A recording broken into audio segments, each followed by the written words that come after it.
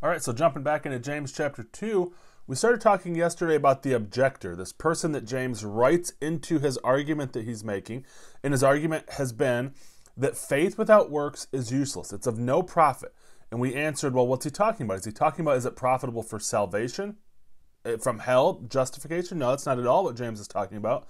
In the context, he's saying if somebody's hungry or thirsty or whatever, if you just have faith but don't actually give them anything to help them, then your faith is not profitable to that person. It's not useful to that person.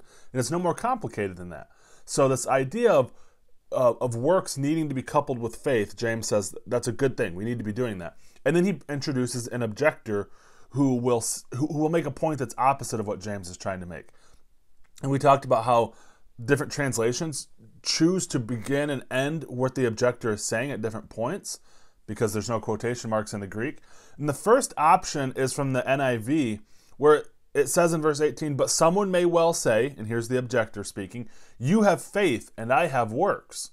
And then that's it. That's all the objector's saying. And then James resumes speaking, show me your faith without works, and I will show you my faith by my works.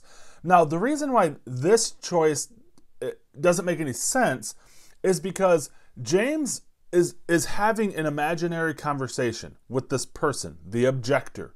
And James is over here having this conversation. And the objector is saying to James, James, you have faith and no works, and I, the objector, have works.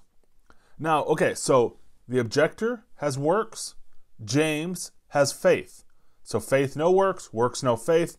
And then James comes back in and says, show me your faith without works, which doesn't make any sense, because I know this is hard and kind of abstract to think about, but the objector is saying, I have the works. I, the objector, have the works. And then James comes in and says, well, then show me your faith without works.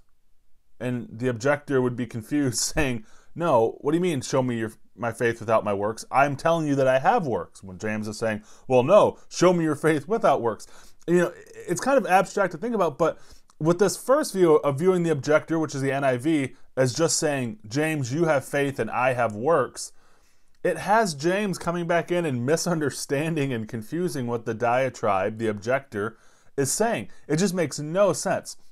So I think we can take that view and that option of what the objector is saying and just completely disregard it, because it just makes no sense. And it has James confusing and misunderstanding what his own objector, his own literary device, is trying to say.